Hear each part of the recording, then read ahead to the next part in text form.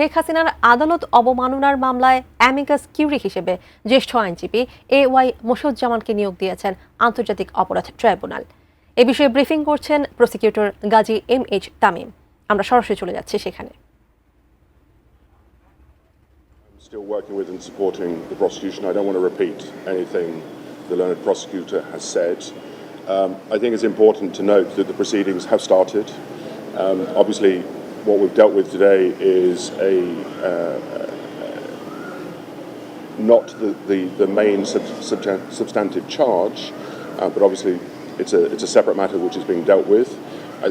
It's encouraging that the tribunal has ensured that the interests of the accused will be protected throughout those proceedings. And I think it's a very, very important moment for the people of Bangladesh to see that things are proceeding and they're proceeding in the right way. I imagine that there will be criticisms from the other side. Sheikh Hasina was properly summoned to appear before the tribunal. She chose not to. She has chose to boycott the proceedings, which that is her right. But of course, the tribunal has to ensure that notwithstanding that, the rights of any accused are properly protected. Antibacterial additive যুক্ত সেরা water tank বিশুদ্ধ পানিতে bacteria জন্মাতে দেয় না।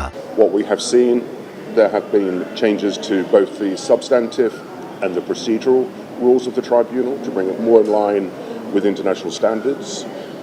There will be, of course, additional amendments that need to be made, and that's one of the things that I'm working on closely with the Chief Prosecutor. We have seen the creation of a second tribunal. I believe that there is a requirement for more judges to be appointed. I think there is a requirement for greater support from the international community to this process to ensure that the interests of justice are paramount in everything which is done.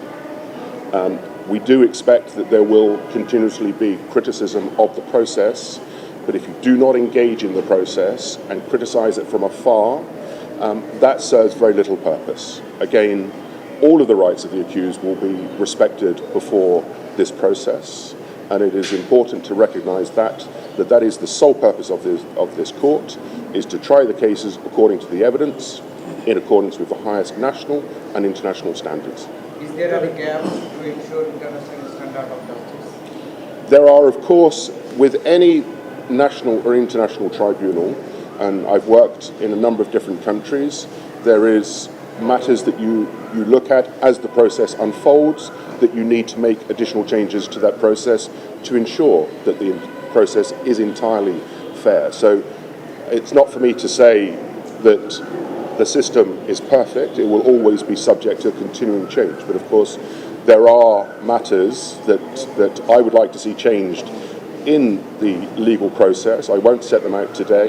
They will, of course, it's a matter for the government to implement those changes. But of course, it is important to ensure that notwithstanding the manner in which these cases are being dealt with and will be dealt with will be in accordance with the highest international standards, because this process is too important. It's too important for all of the people of Bangladesh. It's important for international criminal justice more generally that this process is done, and as I've said before, that there is a complete departure from what we saw previously under the previous government,